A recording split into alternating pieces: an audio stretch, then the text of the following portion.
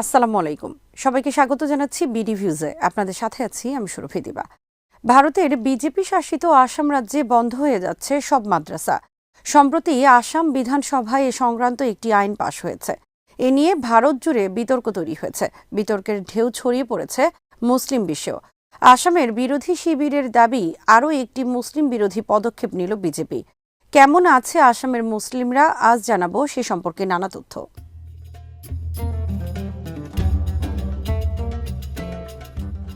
আসামে প্রায় ৬ শতাধিক নথিভুক্ত মাদ্রাসা রয়েছে। প্রতিটি মাদ্রাসাই একটি বোর্ডের অন্তর্গত। বিজেপি আসামে ক্ষমতায় আসার পরই ঘোষণা করেছিল মাদ্রাসার বিরুদ্ধে ব্যবস্থা নেওয়া হবে, কারণ মাদ্রাসায় ইসলাম শিক্ষা দেয়া হয়। তাদের ভাষায় ওই শিক্ষা গ্রহণ করে সাধারণ মুসলিম ছাত্রছাত্রীরা মূল স্রোতে কাজের সুযোগ পায় না। যদিও বিজেপির এই দাবির সঙ্গে সব রাজনৈতিক এবং ধর্মীয় শিবির একমত নয়।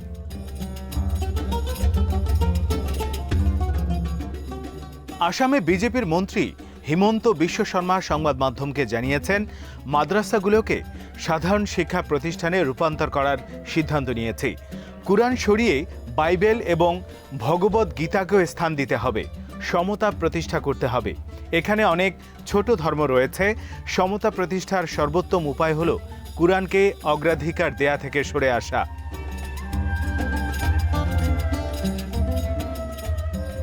১৯৩৪ সালে মুসলিম লীগ সরকার ক্ষমতায় থাকার সময় প্রধানমন্ত্রী স্যার সৈয়দ সাদুল্লাহর নেতৃত্বে আসামে মাদ্রাসা শিক্ষা চালু হয়। এ সময় রাজ্য মাদ্রাসা বোর্ডও গঠিত হয়।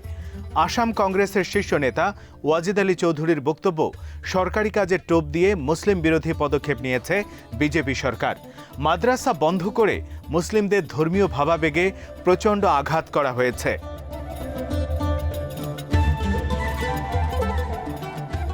আসামের বিরোধী দল all India United Democratic front, সংক্ষেপে আইআইইউডিএফ, এ সিদ্ধান্তের বিরুদ্ধে সরব রয়েছে। ফ্রন্টের বিধায়ক আমিনুল ইসলাম বলেন, আমরা ইস্যুটি সুপ্রিম কোর্টে নেয়ার চিন্তা করছি। বিধানসভার ভেতরে বাইরে আমরা সরব, এ নিয়ে সংগ্রাম চলবে।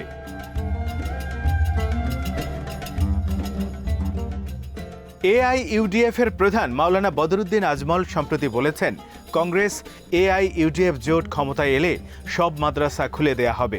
একবার ক্যাবিনেট মিটিং ডেকে একের পর এক মাদ্রাসা খুলে দেব, তখন দেখব কে আটকায়।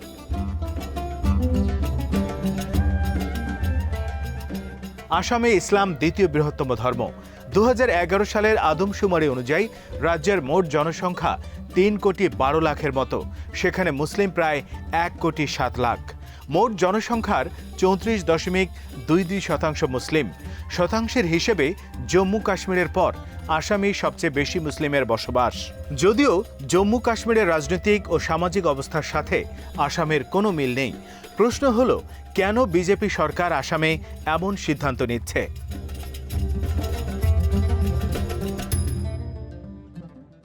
জম্মু কাশ্মীরে মুসলিম নির্যাতনের ঘটনা দীর্ঘদিনের। অভিযোগ রয়েছে, সেখানে মুসলিম কমিয়ে সনাতন ধর্মাবলম্বীদের সংখ্যা বাড়ানোর উদ্দেশ্যে সংবিধানের ৩৭০ ধারা বিলুপ্ত করেছে বিজেপি সরকার। জম্মু কাশ্মীরে জনতাত্ত্বিক কাঠামো পরিবর্তনে বিজেপি সরকারের চেষ্টার বিরুদ্ধে সোচ্চার তুরস্ক, পাকিস্তান, আজারবাইজান সহ মুসলিম বিশ্বের অনেক দেশ। বিশ্লেষকরা বলেছেন, কাশ্মীর মিশন সফল হওয়ার পর এখন বিজেপি সরকারের চোখ আসামে। এই উদ্দেশ্যে মাদ্রাসাগুলো বন্ধ করে দেওয়া হচ্ছে।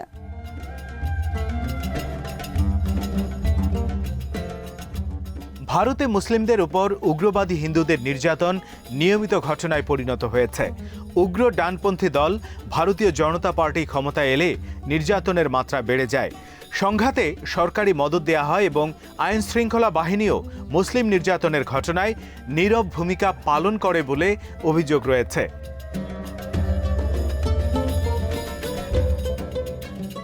ভারতে মুসলিম নির্যাতনের ইতিহাসকে কলঙ্কিত বলা চলে। ১৯৪৭ সালে বিভাজনের সময় মুসলিমদের বিরুদ্ধে ধর্মীয় সহিংসতার অসংখ্য ঘটনা ঘটে। প্রায়শ উগ্র হিন্দুরা মুসলিমদের ওপর সহিংস হামলা চালাতো, যা হিন্দু ও মুসলিমদের মধ্যে সাম্প্রদায়িক দাঙ্গার ভিত রচনা করে। উইকিপিডিয়ার তথ্য মতে ১৯৫৪ থেকে ১৯৮২ সালের মধ্যে সাম্প্রদায়িক সহিংসতার ৬,৯৩৩টি ঘটনা ঘটে ভারতে, যেখানে ১০,০০০-এরও বেশি মানুষ নিহত হন।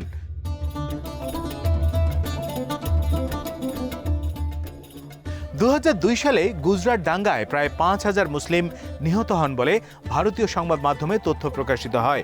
সেই দাঙ্গায় উগ্র হিন্দুরা মুসলিমদের সঙ্গে এমন কোনো অমানবিকতা নেই যা করেনি। প্রায় 1,000 নারীকে সে সময় ধর্ষণ করা হয়। ভারতের বর্তমান প্রধানমন্ত্রী ও তখনকার গুজরাটের মুখ্যমন্ত্রী নরেন্দ্র মোদীর প্রত্যক্ষ সহযোগিতায় এই নারকীয় হত্যাকাণ্ড চালানো হয়েছিল বলে অভিযোগ রয়েছে।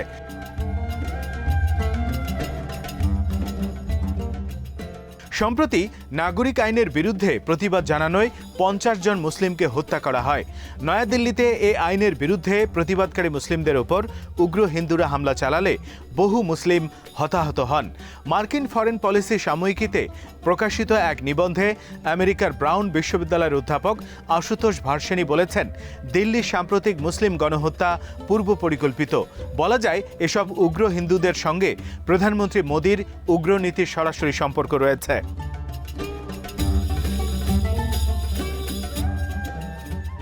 নয়াদিল্লিতে মুসলিমদের উপর গণহত্যা চালানো ছাড়াও উগ্র হিন্দুরা অন্তত 10টি মসজিদে হামলা চালিয়ে ব্যাপক ধ্বংসযজ্ঞ চালায়।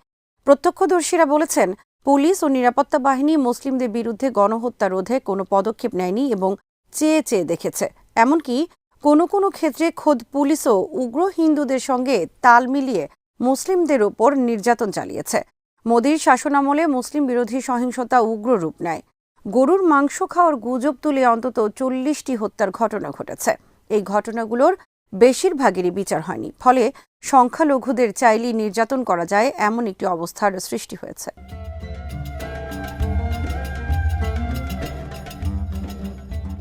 একই ধারাবাহিকতায় আসামের ডানপন্থী বিজেপি সরকার ও তার সমর্থকদের হাতে নির্যাতনের শিকার হচ্ছেন সেখানকার মুসলিমরা। সেখানে ব্যক্তিগত, পারিবারিক ও সামাজিকভাবে মুসলিম নির্যাতনের অসংখ্য অভিযোগ রয়েছে উগ্র হিন্দুদের হাতে মুসলিম হত্যার ঘটনা। হিন্দু ধর্মীয় নেতারা আশঙ্কা করছেন সেখানে মুসলিমদের সংখ্যা হিন্দুদের তুলনায় বেড়ে যেতে পারে। এখনই কঠোর ব্যবস্থা না নেওয়া হলে আসাম হিন্দুদের হাতছাড়া হবে। অভিযোগ রয়েছে মুসলিমদের সংখ্যা কমানোর প্রয়াসে কেন্দ্রীয় সরকার সেখানে এনআরসি অস্ত্র ব্যবহার শুরু করে।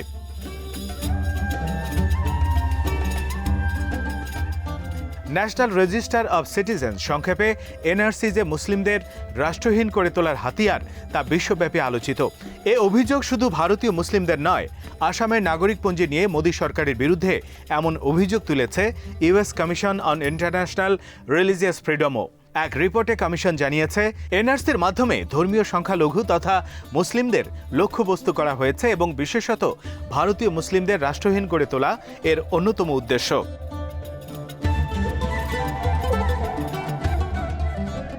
এনআরসি আসামে মুসলিমদের বিরুদ্ধে বিজেপি সরকারের হঠকারী সিদ্ধান্তের বিপক্ষে কঠোর অবস্থানে আছে all India United Democratic front. বলা যায় আসামের রাজনীতিতে বেশ শক্তিশালী এ ফ্রন্ট। দৃশ্যত এবার ক্ষমতায় আসতে যাচ্ছে তাদের জোট।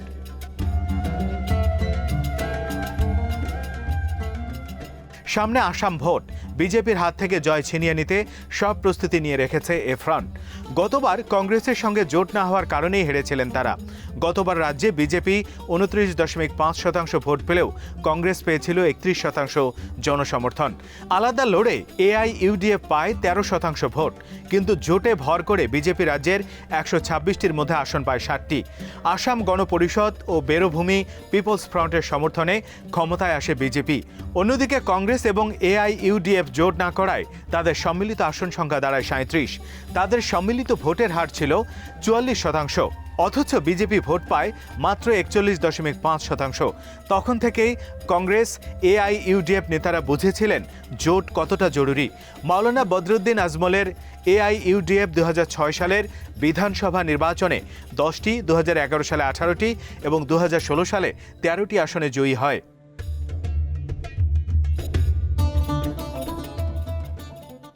2019-এর লোকসভা নির্বাচনেও কংগ্রেস ও এআইইউডিএফ এর ভোটের হার বাড়ে, বিজেপির কমে যায়। কিন্তু জোট না হওয়ায় রাজ্যের 14টি লোকসভা আসনের মধ্যে কংগ্রেস পায় মাত্র 3টি আসন এবং এআইইউডিএফ 1টি। বিজেপি জিতে যায় 9টি আসনে। বিজেপি জোটের সম্মিলিত ভোট ছিল 36.5%, আর কংগ্রেস ও এআইইউডিএফ এর ভোট 43.24%।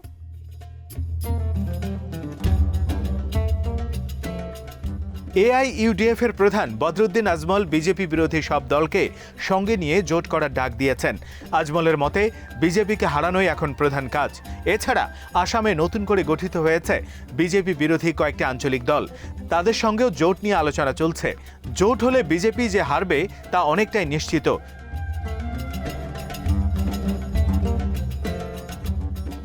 ধর্মীয় উন্মাদনা তৈরি করতে পারলে মানুষের মধ্যে উগ্রতা তৈরি হয়, আর এ সুযোগটা পেয়ে যায় বিজেপি। আসামেও ক্ষমতায় আসতে পারবে না দেখে মাদ্রাসা বন্ধের কর্মসূচি হাতে নিয়ে হিন্দুদের খুশি করার চেষ্টা করছে দলটি।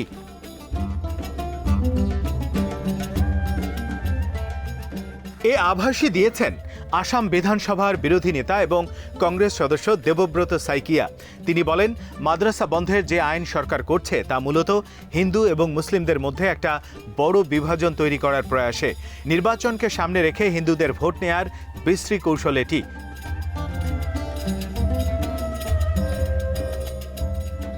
আসামের মানবাধিকার আইনজীবী আমান ওয়াদুদ বলেছেন, এসব মাদ্রাসায় শুধু ধর্মীয় শিক্ষা দেয়া হয় না, কুরআন হাদিস ছাড়াও আরবি ও ইসলামী সাহিত্য, ভারতীয় ইতিহাস পড়ানো হয়।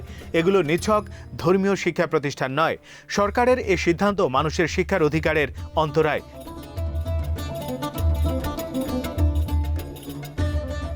ইন্ডিয়ান মুসলিম ফাউন্ডেশনের মুখপাত্র শোয়েব জামাই বলেন, এটা পরিষ্কার যে সংখ্যালঘুদের সরকার সহ্য করতে পারছে না। দেশের জন্য ধর্মীয় শিক্ষা প্রতিষ্ঠানগুলোর গুরুত্বপূর্ণ ভূমিকা রয়েছে।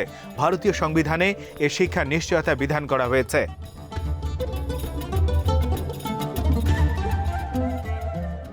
বিজেপি নেতারা দেশটিকে মুসলিম মুক্ত করার বাসনা প্রায়শই প্রকাশ করে থাকেন, মুসলিম নিধনের হুমকি দেন। এতে উৎসাহী হয়ে উগ্র হিন্দুরা মুসলিমদের উপর ঝাঁপিয়ে পড়ে, খুন ধর্ষণকে জায়েজ মনে করে। সংখ্যালঘুদের উপর নির্যাতনে যখন সরকারের পক্ষ থেকে প্রকাশ্য সহায়তার অভিযোগ ওঠে, রাষ্ট্র যখন এখানে কার্যত নীরব থাকে, তখন সভ্য দেশ হিসেবে ভারতের অবস্থান বিশ্বে কোথায় গিয়ে ঠেকে তা বলার অপেক্ষা রাখে না। আজ এখানেই শেষ করছি। সবাই ভালো থাকুন, সুস্থ থাকুন আর দেখতে থাকুন বিডি ভিউজ। চ্যানেলটি ভালো লাগলে সাবস্ক্রাইব করুন, সংযুক্ত থাকুন আমাদের ফেসবুক পেজে। আল্লাহ হাফেজ।